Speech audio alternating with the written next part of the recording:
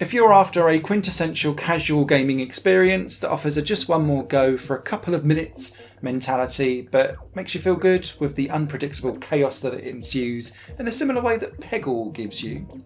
then I recommend Holedown. This is a mobile game that made its way to Steam a few years ago, and I picked it up back then and meant to review it then and totally forgot.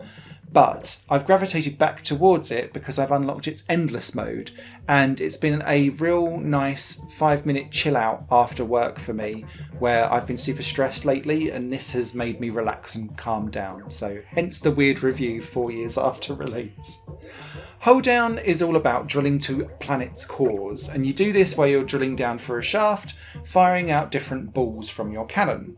These will then hit blocks that have numbers on that will reduce down by 1 every time a ball hits it. And so what you're doing is looking for how you can make the most of ricocheting off of blocks to each other to clear as many blocks as you can. And the idea behind this is that quite often you're trying to hook underneath blocks or clear gaps that you can then shoot through and get balls kind of stuck in blocks where they keep ricocheting off of each other, causing chain reactions and therefore loads and loads of damage.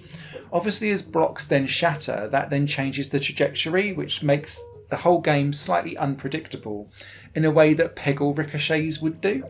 And that's why I recommend these kind of games go hand in hand, because whilst Holedown is definitely more of a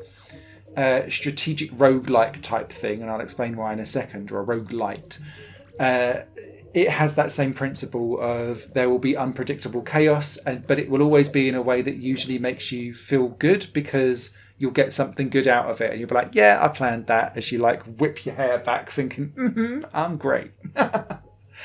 Inevitably though, blocks will hit the top of the screen and that's what will cause a game over, and they're usually the blocks that will not shatter if all of the blocks underneath it fall away.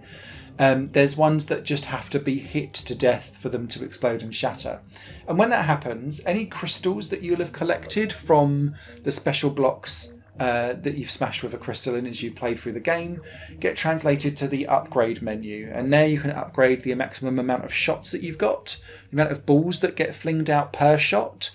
but also the maximum amount of upgrades of the balls per shot that you can have in a run, because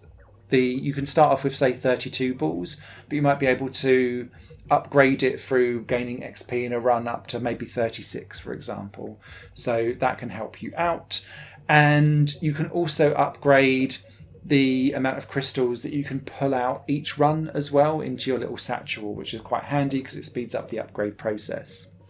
There's 5 initial planets for you to muck about in, and then a 6th black hole endless mode, which is where I've been spending quite a bit of my time recently, because it's just so easy and responsive, and it just delivers dopamine hits on high when things just go really, really well. And if it doesn't, it just feels cute and relaxing and chilled anyway, so it's just a win-win situation. If you are competitive though, there are Steam leaderboards if you really want to go for that top score challenge, I guess, in the endless mode. But yeah, Holedown, 2 big thumbs up from me. Appreciate the reviews 4 years late, but hey ho, sometimes you discover games later on, many years after you've bought them, and really appreciate them for the true value they bring. And that's what's happened with Holedown for me.